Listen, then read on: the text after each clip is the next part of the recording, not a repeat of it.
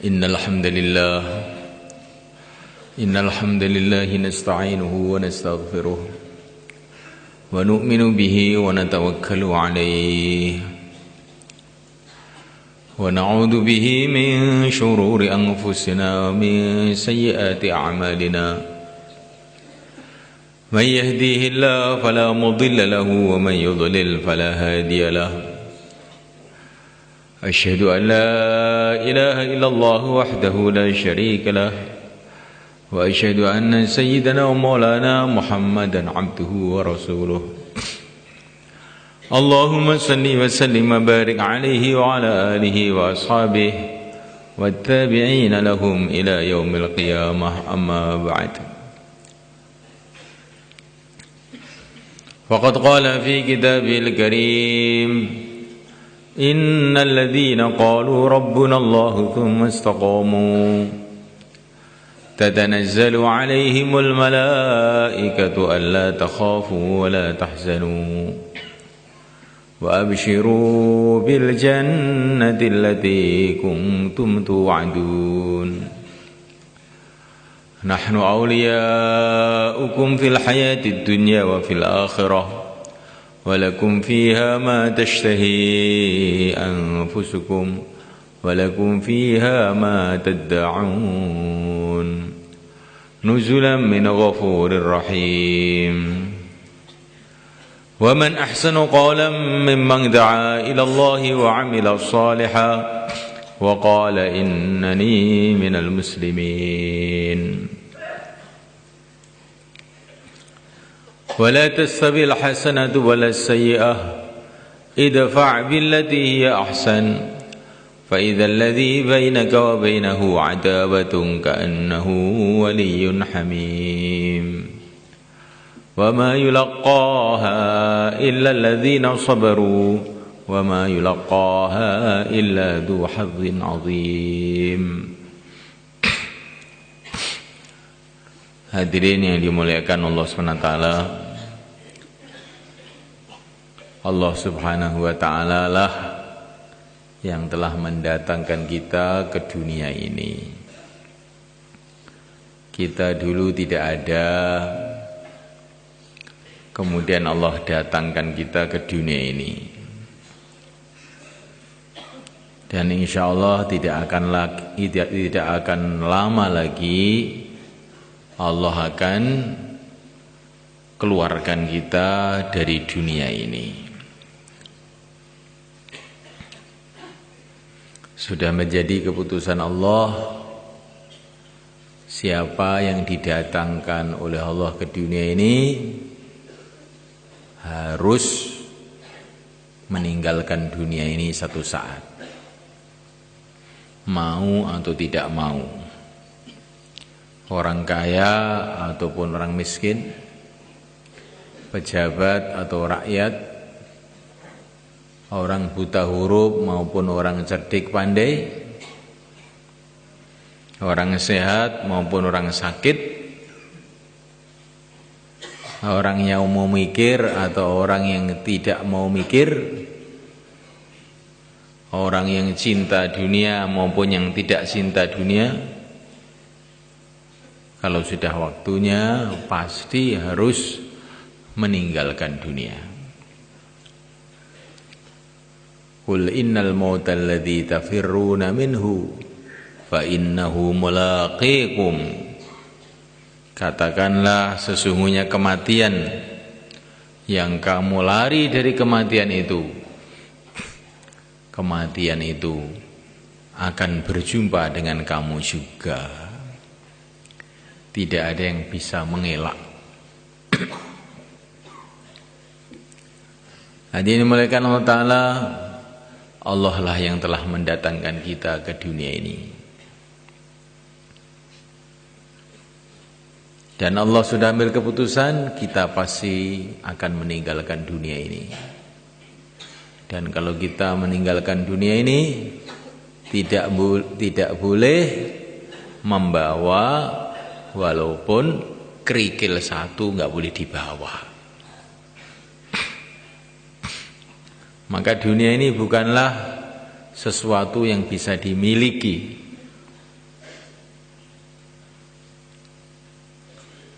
Manusia itu di dunia ini cuma giliran-giliran saja. Giliran-giliran di dunia ini. Enggak ada manusia yang bisa memiliki dunia ini. Ini tanah hak milik saya. Itu kan perasaan kamu. Itu bukan hak milik kamu. Tapi kamu dapat giliran ngurus. Cuman itu saja. Dapat giliran ngurus. Nanti kalau gilirannya sudah habis, kamu akan meninggalkan semuanya. Maka orang yang merasa bisa memiliki dunia ini adalah orang yang bodoh. Dunia ini nggak bisa dimiliki siapa saja. Selain penciptanya sendiri, Allah Subhanahu wa Ta'ala lah pemilik yang hakiki, pemilik yang sebenarnya. Kita dapat giliran beberapa saat di dunia ini karena Allah hendak menguji kita. Kalau kita dalam giliran di dunia ini menggunakan dunia ini sesuai dengan agama Allah, maka kita dapat ridha Allah, kemudian kita akan masuk dalam surga Allah. Tetapi kalau ketika kita mendapatkan giliran di dunia ini, kita menggunakan kehidupan kita menggunakan dunia ini bukan sesuai yang diperintahkan oleh Allah Subhanahu wa Ta'ala, maka kita akan meninggalkan dunia, dapat murka Allah. Hari ini muliakan Allah Ta'ala, Allah yang telah mendatangkan kita ke dunia ini. Allah yang telah mendatangkan kita ke dunia ini. Untuk apa kita didatangkan oleh Allah ke dunia ini? Tugas yang pertama, yang paling utama, begitu kita datang ke dunia ini, harus mengenal Allah, mengenal yang menciptakan dunia ini.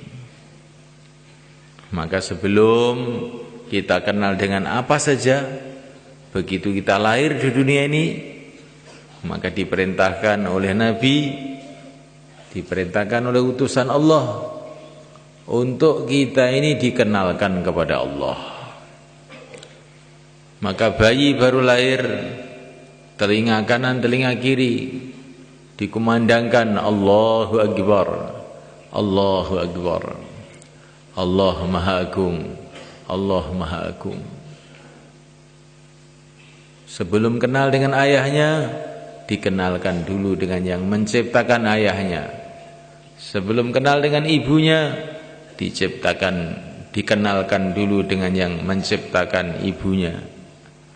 Sebelum kenal dengan dunia, dikenalkan dulu dengan yang menciptakan dunia. Inilah kewajiban kita pertama. Ini kewajiban pertama yang terpenting. Mengenal Allah. Sehingga kita ini merasa hamba Allah, merasa tinggal di bumi Allah, di bawah kolong langit Allah, makan rizki dari Allah, minum minuman dari Allah, menghirup udara dari Allah. Sehingga kita punya sikap hidup menghambakan diri kepada Allah. Itulah makna la ilaha illallah. Kita ini miliknya Allah. Kita sudah biasa mengatakan ini rumah saya, ini sawah saya, ini ladang saya, sampai kita lupa kamu ini milik siapa. Kamu ini milik siapa? Lupa kita ini, jarang bertanya itu. Yang kita pikirkan rumah saya, sawah saya, harta saya, dunia saya, Kamu itu loh milik siapa? Kamu ini miliknya Allah. Mulai pucuk kuku kamu sampai pucuk rambut kamu, semua milik Allah. Kamu tidak punya apa-apa.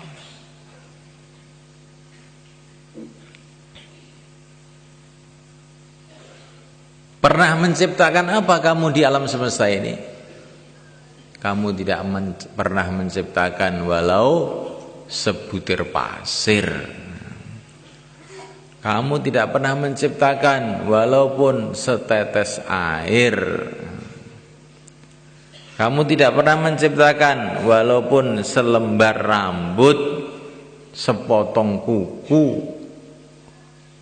Kok sekarang kamu itu merasa ini punya saya, ini punya saya. Ini adalah satu kelalaian yang besar. Kita ini miliknya Allah. Kita ini hambanya Allah. Kalau kita di masjid, kita ini hambanya Allah. Kalau kita di pasar, kita ini juga hambanya Allah. Kalaupun kita ini jadi raja yang paling kaya pun juga tetap hamba Allah. Kalau kita ini di bumi, juga hanya hamba Allah. Kalau kita umpamanya bisa naik ke langit pun juga hanya hamba Allah. Kalau kita ini buta huruf, bodoh, juga hamba Allah. Kalau kita ini orang pandai, paling pandai seluruh dunia pun juga tetap hanya hamba Allah. Kamu itu nggak punya apa-apa.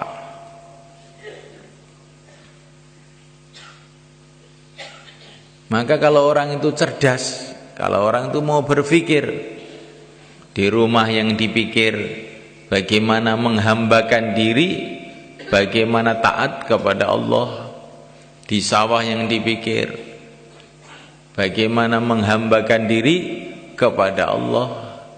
Di mana saja saya ini hamba Allah, di mana saja di bumi Allah, di mana saja saya perlu kepada bantuan Allah, setiap detik, setiap menit saya perlu dengan Allah, maka setiap detik, setiap menit saya harus ingat kepada Allah, tunduk kepada Allah, taat kepada Allah.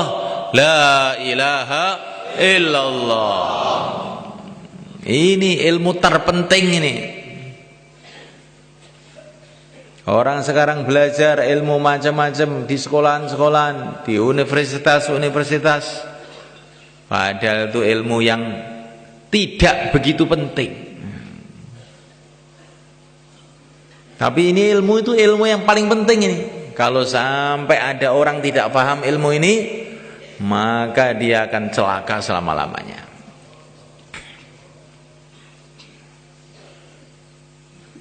Ilmu mengenai keagungan Allah, ilmu yang membuat dia merasa dia ini hamba Allah, ilmu yang membuat dia ini merasa sebagai miliknya Allah, tidak bisa apa-apa tanpa Allah, sehingga siang malam taat kepada Allah. Ini ilmu yang terpenting. Maka seorang ulama menggambarkan pada waktu liburan tahunan, maka anak-anak pelajar, mahasiswa dari berbagai-bagai fakultas telah pergi liburan naik kapal pesiar. Nakodanya, sopirnya kapal itu orang kampung, orang Temboro yang nggak pernah sekolah. Sedangkan penumpangnya orang pinter-pinter, ada yang doktor, ada yang profesor, ada yang ahli ini, ahli itu, macam-macam lah. Akhirnya mereka berlayar naik kapal menuju ke lautan lepas, ke tengah lautan. Maka anak-anak muda, mahasiswa-mahasiswa tadi bertanya kepada nakoda, sopirnya kapal itu, "Mbah, pernah sekolah, Mbah?" "Tidak." Pernah belajar kedokteran? Tidak. Matematika, apa itu nak? Sama sekali saya baru dengar ini, apa itu mati-matian itu? Maka anak-anak muda itu tertawa semua. Mbah, kamu ketinggalan zaman. Hidup kamu sia-sia. Tetapi nakoda kapal tadi diam-diam saja. Awas ya kamu dalam hati itu. Maka terus kapal berjalan di lautan lepas. Tiba-tiba datang hujan, angin, ribut. Semua penumpang-penumpangnya pada ketakutan semuanya. Kemudian nakoda itu bilang, anak-anak, kamu pernah belajar ilmu berenang atau tidak? Wah, tidak pernah, Mbah, tidak pernah. Hidup kamu sia-sia, katanya. Sekarang ilmu kedokteran kamu, matematik kamu, semua ilmu kamu yang kamu pelajari di sekolahan itu enggak ada gunanya. Karena sebentar lagi kapal ini akan karam, tenggelam, yang bisa berenang cuma saya saja. Kamu akan mampus semuanya. Katanya nakoda dari Temboro tadi. Ini gambaran mereka. Ilmu-ilmu ini dipelajari. Tapi ilmu mengenai la ilaha illallah tidak dipelajari. Maka seperti itu nasibnya. Walaupun kamu pinter segala bidang, tengah lautan nggak bisa berenang, delep mati kamu. Walaupun kamu tahu segala ilmu dunia, masuk kubur, apa ada gunanya? Yang ada gunanya cuman ilmu la ilaha illallah. Itu yang ada gunanya. Yang lain-lain nggak ada gunanya.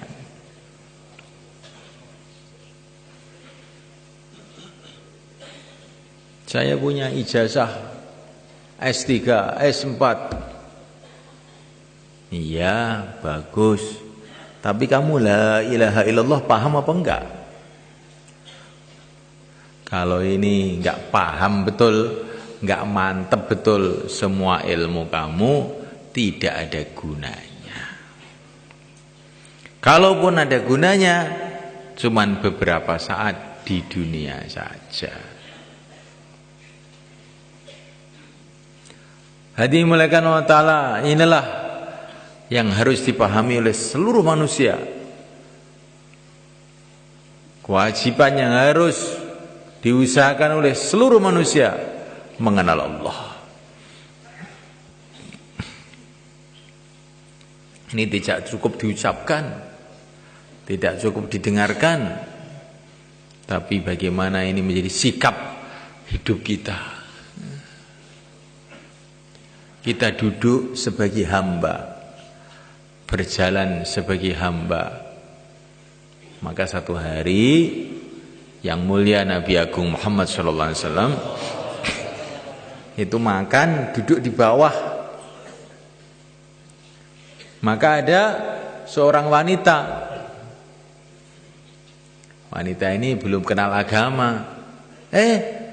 Makan kok di bawah, katanya wanita tadi. Maka wanita tadi mengatakan, makan kok di bawah, kayak hamba saja, katanya wanita itu tadi.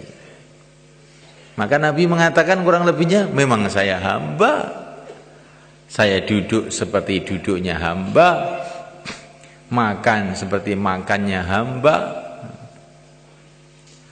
Jadi gayanya hamba itu lain. Wa ibadur rahmanil ladzina yamshuna 'alal ardi hauna. Kalau berjalan dengan penuh tawadhu, penuh andap asor, penuh rendah hati, ana hamba. Saya ini hamba Allah, berjalan di bumi Allah, senantiasa dipandang oleh Allah, didengar oleh Allah, bagaimana saya bersikap yang tidak baik? Wa idza khatabahumul jahiluna qalu salama. Ini sifatnya hamba Allah. Kalau diajak bertengkar oleh orang-orang jahil, assalamualaikum, sudah. Tidak melayani kejahilan orang-orang jahil itu. Di depan Allah kok bertengkar. Di depan Allah kok bertengkar. Wa idza khatabahumul jahiluna qalu salama. Assalamualaikum. Kalau diajak bertengkar begitu. Yang mulai kan kata para ulama, kalau kita mengucapkan assalamualaikum itu setan-setan pada lari. Lah yang ngajak tengkar-tengkar itu setan biasanya. Promotornya ini, panitianya itu setan, orang-orang bertengkar itu. Maka kalau ada orang bertengkar, assalamualaikum, terus tinggalkan aja. Salamul mufaraqah, salam untuk berpisah. Ini hamba. Sekarang kita duduk di masjid ini, duduk sebagai hamba. Ya. Hamba Allah mendengarkan cerita mengenai keagungan Allah. Kira-kira sikapnya bagaimana? Perhatikan yang sungguh-sungguh. Hamba Allah diajak bicara mengenai keagungan Allah, kok ngantuk? Ini namanya tidak sesuai. Tidak sesuai. Itu telinga itu milik Allah, bukan milik kamu. Ditempelkan di kepala kamu tuh supaya bisa dengar agama Allah. Lah kok malah tidur? Itu nanti telinga kamu gimana?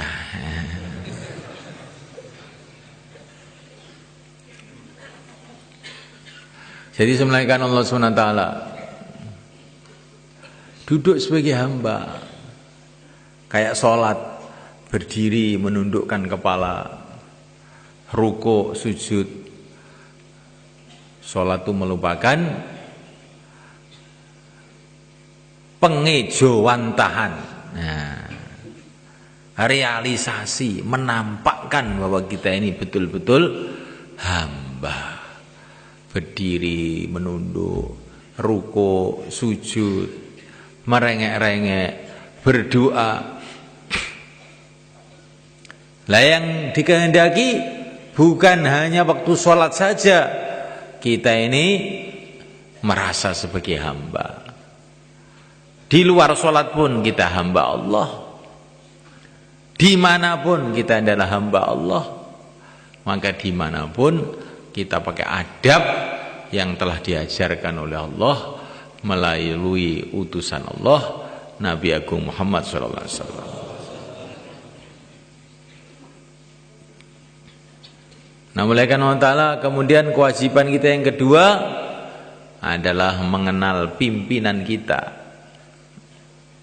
Allah telah memberikan kepada kita ini pimpinan yang sebaik-baiknya pimpinan.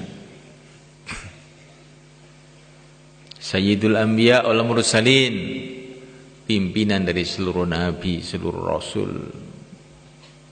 Kita harus kenal. Orang kalau nggak kenal pimpinannya bagaimana? Kalau orang Indonesia tidak kenal dengan presiden Indonesia, dianggap aneh.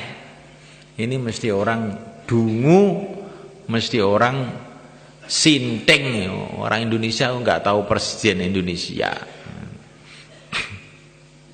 Lebih sinting lagi kalau manusia tidak kenal dengan Rasulullah SAW. Lebih sinting lagi.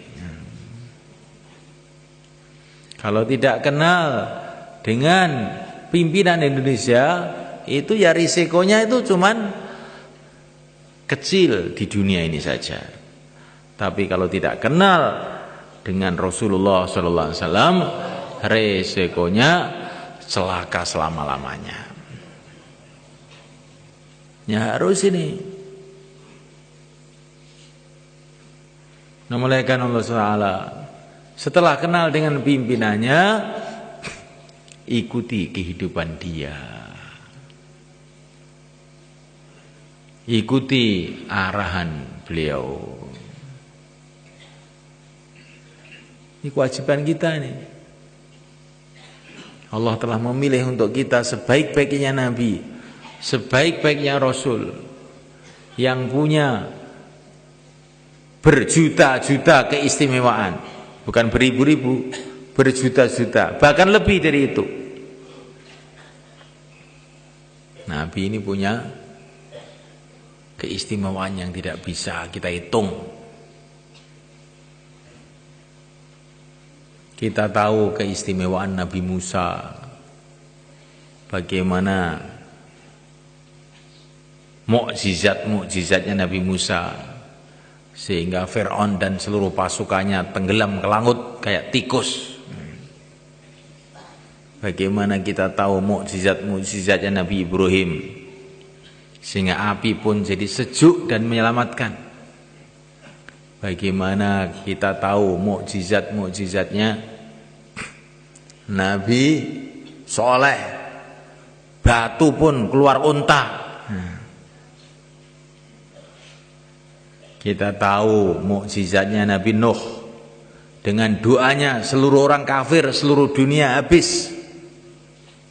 Ini seluruh nabi-nabi, seluruh rasul-rasul yang hebat-hebat ini semua, itu perlu dengan syafaatnya yang mulia Nabi Agung Muhammad SAW. Dan semua nabi-nabi ini ketika diangkat menjadi nabi, dikasih tahu oleh Allah, kamu saya angkat jadi nabi, tapi kamu harus ingat, kalau Nabi Muhammad saya utus, kamu jadi makmum saja. La tu'minan nabi wa la tangsurunnah, la tu'minun nabi wa la tangsurunnah.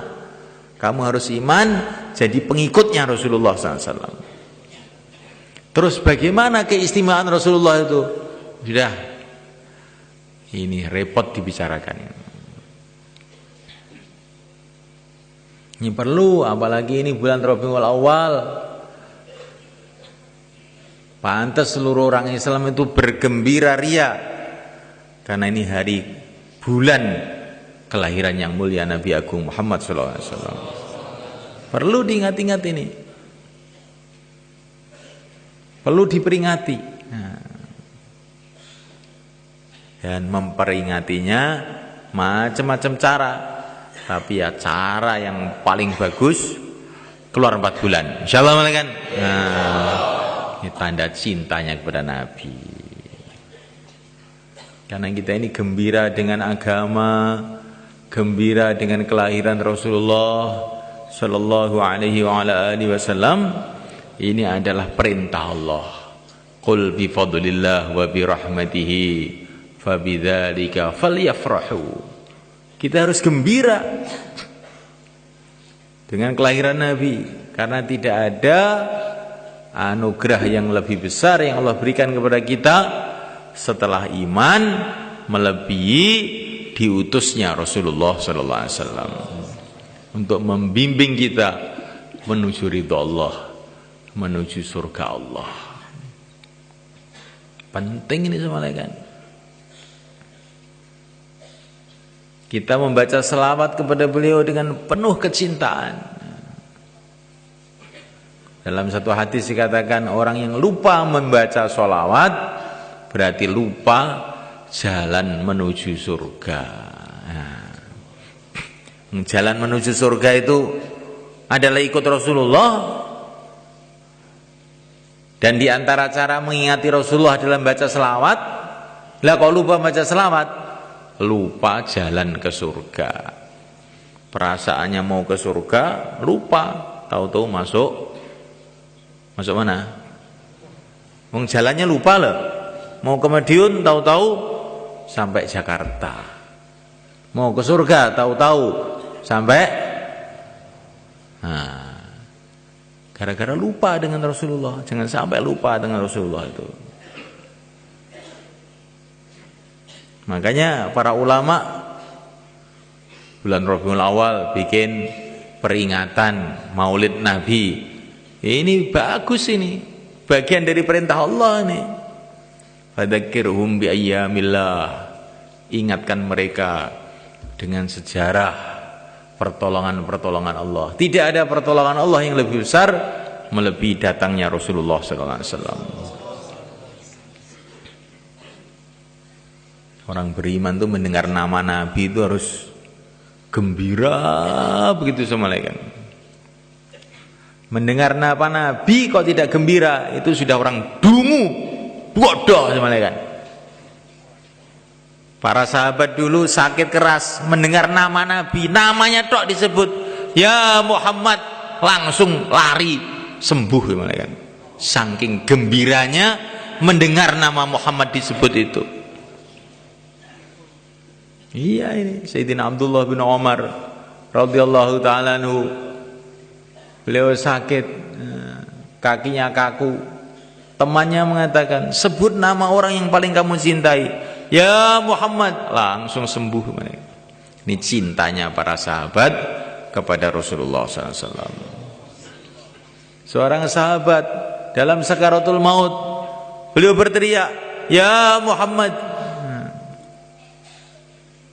Ini cintanya para sahabat pada Nabi itu, Masya Allah. Sudah merasuk sampai hatinya, pikirannya. Sampai diceritakan Sayyidina Abu Bakar itu bercermin menekan bahwa cermin itu nilon di bawah. Itu yang tampak di cermin itu bukan wajah dia, wajah Rasulullah. Karena pikirannya itu Rasulullah. Melihat cermin yang tampak Rasulullah, bukan tampak wajahnya sendiri. Saking cintanya kepada Rasul itu sudah masuk di otak dia, di hati dia, di mata dia.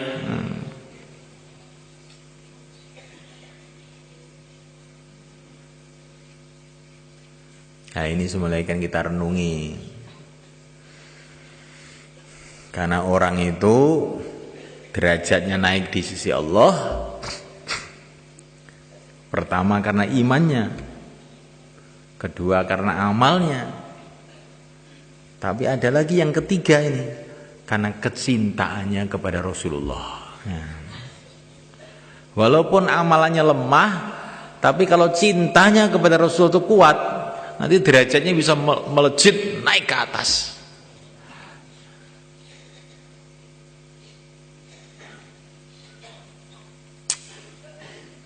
Semoga termasuk kita semua. Cinta kepada Rasulullah, akhirnya cinta kepada sunnah-sunnahnya, cinta kepada perjuangannya, cinta kepada umatnya, cinta dengan segala sesuatu yang berhubungan dengan Rasulullah, termasuk cinta kepada ilmunya Rasulullah. Akhirnya senang taklim, senang ngaji. Ilmunya orang barat yang kepet kafir dipelajari siang malam, ilmunya Rasulullah enggak dipelajari. Ini adalah orang yang keliru. Ilmu-ilmu dunia dibangga-banggakan, ilmunya Rasulullah enggak dipelajari, orang yang rugi sebenarnya.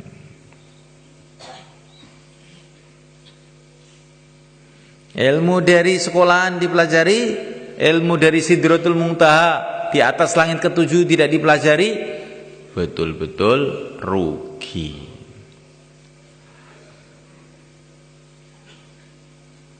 Ilmunya manusia biasa dipelajari, ilmunya orang yang luar biasa, utusan Allah tidak dipelajari, betul-betul rugi.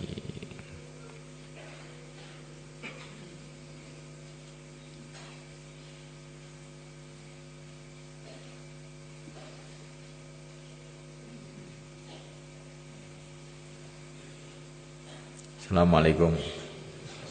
Coba kepalanya diangkat biar nggak rugi kamu. Nanti kalau kepalanya keberatan lagi ditarik lagi ya belakangnya itu. Ya. Tuh, depan kamu saya lihat tadi kok kepalanya kelihatannya keberatan. Diganti kacang hijau aja. Diganti kacang hijau biar ringan.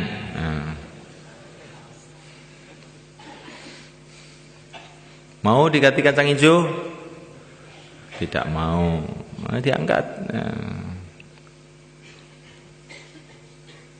Saya ini kalau bayan ada orang ngantuk itu langsung hilang konsentrasinya. Karena kata para ulama itu kalau orang itu berbicara dengan orang yang tidur itu sebetulnya dia ini gimana? Orang tidur kok diajak bicara itu supaya yang salah itu yang bicara apa yang tidur? Yang salah itu yang bicara apa yang tidur? Coba. Ada orang tidur kamu ajak bicara. Mana yang salah?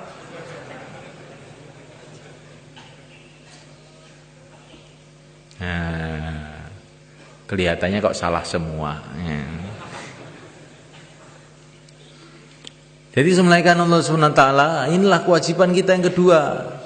Mengingati Rasulullah, mengikuti Rasulullah.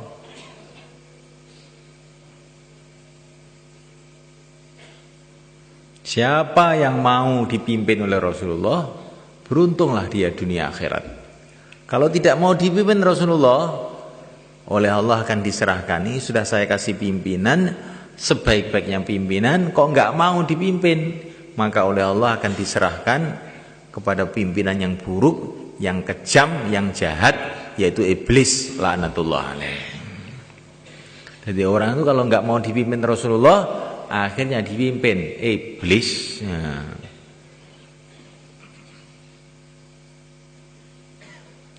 Maka semulaikan Allah SWT,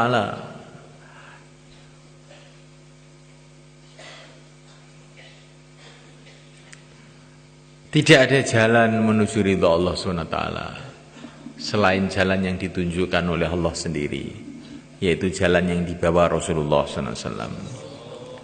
Dan Rasulullah telah menyampaikan jalan ini kepada sahabat-sahabat beliau. Dan para sahabat telah menyampaikan jalan ini kepada orang-orang setelahnya. Terus turun-temurun para ulama-ulama. Nah, ini sudah janji daripada Allah untuk nabinya. Tidak ada nabi lagi setelah baginda Muhammad sallallahu alaihi wasallam. Tapi akan senantiasa ada di kalangan umat ini yang membawa ilmunya Nabi, perjuangannya Nabi terus akan ada, berganti-ganti, bergilir-gilir sampai kiamat. Yakhlufu hadzal ilma min kulli khalfin uduluhu. Akan senantiasa ada yang membawa ilmunya Nabi itu terus sampai kiamat. Jadi umat ini beda dengan umat-umat dulu. Umatnya Nabi Musa, ditinggal Nabi Musa, terus pada rusak semua. Sampai datang Nabi Isa, sampai datang Nabi-Nabi setelah itu baru diluruskan. Kalau umat ini nggak ada Nabi lagi, nggak ada Rasul lagi, tapi Allah senantiasa membangkitkan orang-orang untuk meluruskan umat ini. Maka dalam hadis-hadis itu sudah dijelaskan mulai kan, akan lahirnya Al-Imam Asy-Syafi'i itu sudah ada hadisnya itu di Hilyatul Auliya itu, karangannya Al-Hafidz Al-Asbihani, sudah ada ceritanya itu. Akan lahirnya Al-Imam Malik, sudah ada ceritanya itu. Maksudnya supaya umat ini tidak kecewa, wah sudah nggak ada Nabi lagi, nggak ada Rasul lagi. Terus bagaimana? Oh, walaupun nggak ada Nabi lagi, nggak ada Rasul lagi, akan ada terus orang-orang yang menegakkan agama dan membawa ilmu agama ini turun-temurun sampai kiamat. Semoga kita, anak cucu kita dipilih oleh Allah. Jadi ada terus itu. Kalau zaman dulu Nabi wafat, ganti Nabi lagi, Nabi wafat, ganti Nabi lagi. Kalau ini umat ini enggak, umat yang dia selalu bangkit. Jadi kalau kita nggak mau bangkit, bukan terus perjuangan umat ini mandek, enggak. Allah akan membangkitkan orang lain. Wa in tatawallau yastabdil qauman ghairakum tsumma la yakunu amsalakum. Kamu enggak mau, Allah akan gerakkan orang lain. Allah punya makhluk banyak. Maka kita ini mengamalkan agama, memperjuangkan agama itu dengan syukur. Allah pilih saya untuk mengamalkan agama. Jangan merasa berjasa. Saya sudah berjasa mengamalkan agama. Jangan bilang begitu. Allah tidak perlu jasa siapa saja. Allah tidak perlu siapa saja. Kita ini dapat jasanya Allah, bukan kita berjasa kepada Allah. Yamunnuna 'alaika an aslamu qul la tamunnu 'alayya islamakum balillahu yamunnu 'alaikum. Ada orang-orang yang merasa berjasa kepada Nabi karena mereka masuk Islam. Kamu jangan merasa berjasa. Allah lah yang telah berjasa kepada kamu. Kamu dikasih hidayah masuk Islam. Alhamdulillah. Jadi amal itu dengan syukur gitu semuanya kan. Jangan amal dengan melerut, cemberut, males. Nah, itu namanya itu tidak syukur. Nanti kalau kita ini amal dengan tidak syukur, bisa-bisa amalan kita ditolak. Tapi amal itu dengan syukur, dengan gembira, maka oleh Allah akan ditambah lagi, tambah lagi, tambah lagi. Insyaallah malaikat. Dakwah dengan syukur, gembira, nanti Allah akan tambah. Allah akan tambah barokahnya, Allah akan tambah temannya kalau syukur. Dapat satu teman disyukuri, Masya Allah. Dulu Nabi Nuh usaha dakwah 12 tahun kurang lebih baru dapat satu orang. Saya 2,5 jam sudah dapat banyak orang, maka disyukuri. Insyaallah malaikat. Oleh Allah akan tambah-tambah. Ibadah disyukuri. Sholat itu dengan syukur, dengan gembira. Masya Allah. Saya diizinkan oleh Allah untuk menghadap kepada Allah, gembira betul. Maka insya Allah sholat kita ini nilainya akan ditambah-tambah oleh Allah. Kita ini sekarang tiap hari sudah sholat, rasanya sudah pinter sholat. 2 menit selesai, ya, pinter, udah apal semua. Ya. Tapi kalau kita ini melihat sholatnya orang-orang dulu, sholatnya para nabi, sholatnya para sahabat, sholatnya para wali-wali Allah, kita ini rasanya belum bisa sholat. Sayyidina Anas bin Malik radhiyallahu ta'ala anhu ini petani semuanya kan.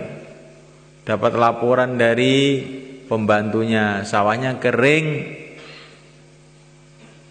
Langsung Allahu Akbar. Bukan sawahnya kering terus langsung cari air, enggak. Allahu Akbar. Salat 2 rakaat. Bagaimana? Sudah ada hujan? Belum. Salat lagi. Allahu Akbar. Sudah ada hujan?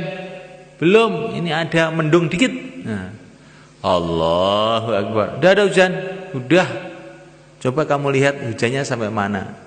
Oh, ternyata yang hujan sawah kita tok, yang lain-lain enggak ada hujan. Nah. Itu sholatnya Sayyidina Anas. Sayyidina Anas ini termasuk pemudanya para sahabat. Beliau ini 10 tahun baru masuk Islam. Umur 10 tahun masuk Islam. Kemudian khidmat di rumah Rasulullah SAW. Khidmatnya selama 10 tahun juga.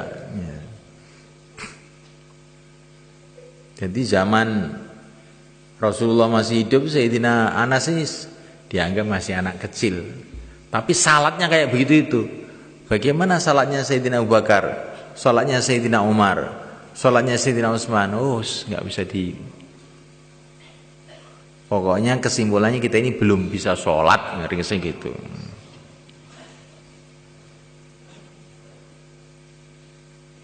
Saya sejak kecil sholat kok belum bisa sholat gimana? Iya sholat, kalau diukur sholatnya sahabat, diukur sholatnya para orang-orang soleh dulu, ya kita ini belum bisa. Kalau diukur dengan anak TK, ya sudah pinter, kita ini guru TK. Udah pinter, 2 menit selesai. Kita renungin malaikat.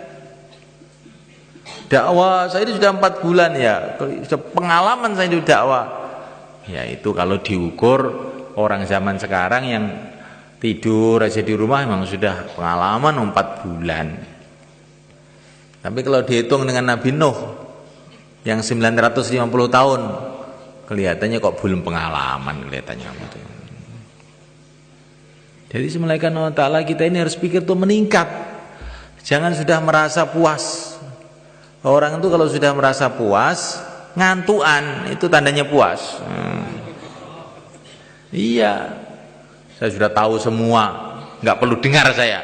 Nah ini, sedangkan yang mulia Nabi Agung Sallallahu Alaihi Wasallam senantiasa berdoa, Robbi zidni ilma, ya Allah tambahilah aku ilmu. Tambahilah aku ilmu. Rasulullah yang pengalaman sudah melebihi para nabi, melebihi para rasul, melebihi para malaikat, masih merasa kurang. Lah kita ini lo taunya apa? Kok sudah merasa cukup sehingga ngantuk saja? Ya enggak semua kan? Ya. Nah, malaikat Allah Ta'ala, para nabi, para rasul, orang-orang yang mulia, para sahabat, pengikut mereka, orang-orang yang mulia, itu merasa amalannya itu masih kurang. Tapi kita perasaannya sudah cukup. Saya ini sudah banyak, pahala saya sudah banyak, saya sudah sholat saya sudah berapa tahun, puasa saya sudah berapa kali Ramadan, zakat saya sudah berapa ton itu ya. Akhirat itu lo semalekan selama-lamanya. Kalaupun kamu tuh punya amalan, bagaimanapun banyaknya, kalau kita ini memandang negeri akhirat, kalau kita ini memandang apa yang kita cari sebetulnya, yang kita cari itu adalah ridho Allah, yang kita cari itu surga Allah. Kita akan malu dengan amalan kita ini. Ada orang dalam satu hadis mulai kan, ada orang ibadah terus menerus zaman dulu ini sebelum umat ini, ibadah terus menerus 500 tahun.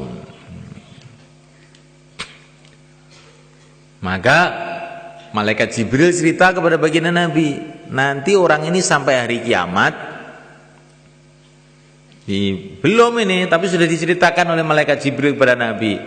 Nanti orang ini sampai hari kiamat, dibangkitkan dari kubur, kemudian Allah berfirman, hambaku, silahkan masuk surga dengan rahmatku. Maka orang tadi, ya Allah, saya kan sudah ibadah 500 tahun, masa saya ini dimasukkan surga hanya karena rahmatmu saja lah? Amalan saya ini apa enggak ada nilainya?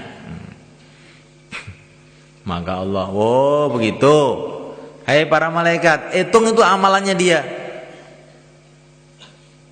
Maka dihitung, amalannya 500 tahun, ternyata tidak cukup untuk membayar nikmat mata.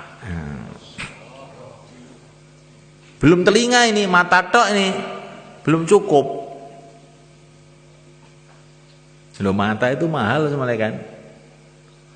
Kalau orang itu matanya rusak, buta, dia suruh bayar uang 1 miliar pun siap. Kalau punya loh ini, supaya matanya bisa melek lagi. Betul nggak malaikat? Oh, mata ini mahal. Gara-gara mata kita masih sehat aja kita nggak tahu. Coba kalau matanya udah redup dan kamu punya uang 1 miliar, bayar 1 miliar, mata kamu melek lagi, sehat lagi. Iya, saya siap. Kalau nggak siap, gara-gara nggak punya duit, nggak sehat.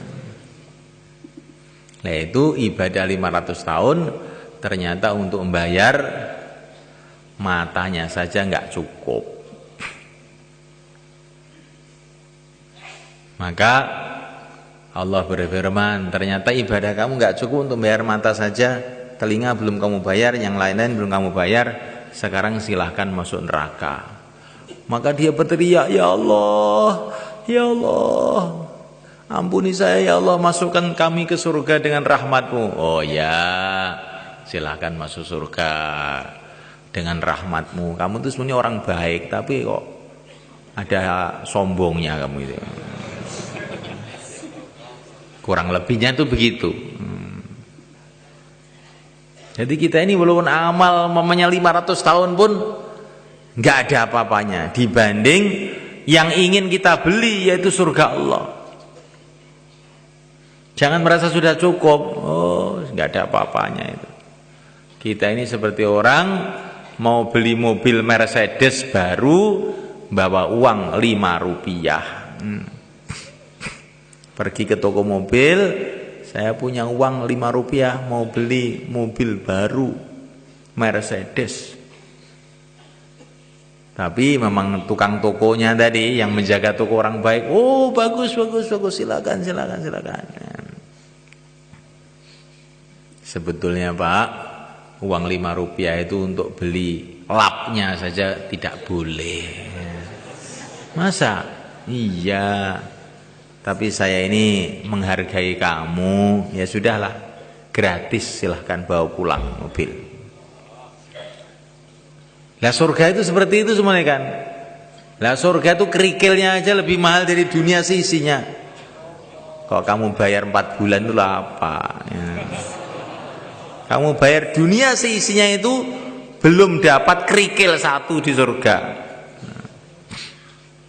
Itu kerikilnya, belum sungai-sungainya, belum istana-istananya, belum bidadari-bidadarinya, belum kedudukannya bersama wali-wali Allah.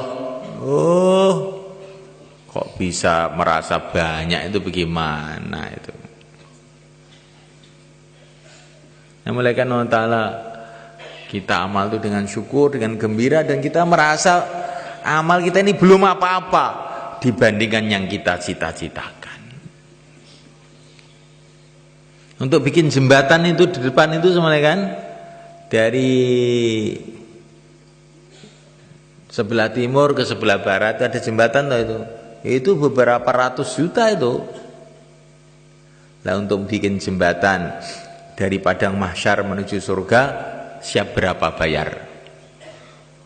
Untuk bikin jembatan dari padang mahsyar menuju surga, mau bayar berapa kamu? Jembatan terangkil saja ratusan juta.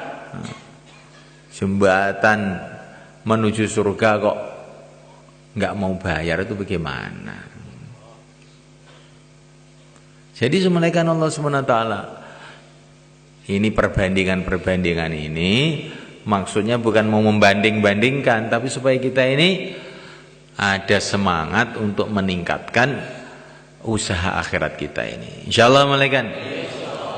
Hari berganti hari, bulan berganti bulan, tambah dekat kita kepada akhirat. Rasulullah sudah menunggu kita di sana. Ana faratukum alal haud, kata Nabi, saya tunggu kamu di telaga Kautsar. Nabi sudah menunggu kita, para sahabat menunggu kita, mbah-mbah kita menunggu kita. Orang itu kalau sudah ditunggu, bagaimana? Tidak merasa tenang, duduk tidak tenang, makan tidak tenang, tidur tidak tenang, karena merasa sudah ditunggu. Dan yang nunggu bukan biasa, yang nunggu Rasulullah SAW. Lah supaya kita ini bisa Jumpa di sana bagaimana? Ikuti jalannya Rasulullah. Jalannya Rasulullah itu apa?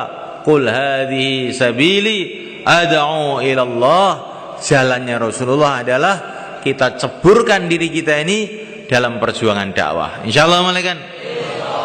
Kalau kita ceburkan diri kita dalam perjuangan dakwah yang merupakan jalan hidupnya Rasulullah, insyaallah nanti bertahap-tahap, tambah hari tambah dekat dengan Rasulullah di sana. Insyaallah malaikat. Tapi kalau kita ini tidak mengambil jalannya Rasulullah, bagaimana kita akan bisa berjumpa sama Rasulullah malaikat? Wong jalannya lain-lain. Kita bisa jumpa Rasulullah, syarat utama jalannya harus sama. Jalannya apa? Qul hadhihi sabili ad'u ila Allah. Jalan hidupku adalah mendakwahkan agama Allah. Insyaallah malaikat. Maka bagaimana supaya kita bisa ngambil jalan ini? Langkah pertama, kita siapkan waktu 4 bulan untuk supaya membelokkan hidup kita ini ke jalannya Rasulullah ini. Insyaallah malaikat. Ini langkah pertama. Siapa yang nanti 4 bulan, saya akan berdiri ke selatan. Monggo. Yang niatnya 40 hari, sekarang ditingkatkan jadi 4 bulan. Silakan malaikat. Monggo, bismillah. Monggo. Yang niatnya 40 hari, tingkatkan 4 bulan. Insya Allah kalau kita ini dalam amalan agama terus menerus selama 4 bulan, amalan agama itu akan tertanam mantep dalam hati sehingga mudah istiqomah sampai mati. Itulah kesuksesan. Itu maksudnya 4 bulan itu begitu, supaya ngamalkan agama ini betul-betul mantep istiqomah sampai mati. Langkah pertamanya 4 bulan. Silakan malaikat. Monggo. Yang mau 4 bulan silakan berdiri ke selatan sana. Niko. Wis padha gerudukan niko. Ayo yang terus. Ngadeg saya. Monggo. Monggo. Insyaallah. Monggo. Teman-temannya itu. Teman-temannya. Nggih, Mbah. Sampean kanca-kanca sampean niku. Kemudian yang 40 hari juga semuanya kan. Wah, nih semua sini sebelah. Bismillahirrahmanirrahim. Bismillahirrahmanirrahim. 40 hari, monggo. 40 hari, monggo. Alhamdulillah, monggo. Silakan. Sekarang semuanya kan taskil persiapan, atau yang sudah siap sekarang ya malah bagus. Yang ada niat untuk bikin persiapan negeri jauh atau India, Pakistan, Bangladesh, silakan berdiri ke selatan, monggo. Persiapan negeri jauh India, Pakistan, Bangladesh, monggo. Insyaallah semuanya kan. Kita kumpul dengan daerahnya masing-masing, zonnya masing-masing. Kemudian kita merencanakan kapan mau 4 bulan, mau 40 hari dalam negeri. Termasuk kita akan membuat jamaah-jamaah jalan kaki. Selagi kita dalam persiapan, kita senantiasa akan dapat pahala perjuangan, malaikat.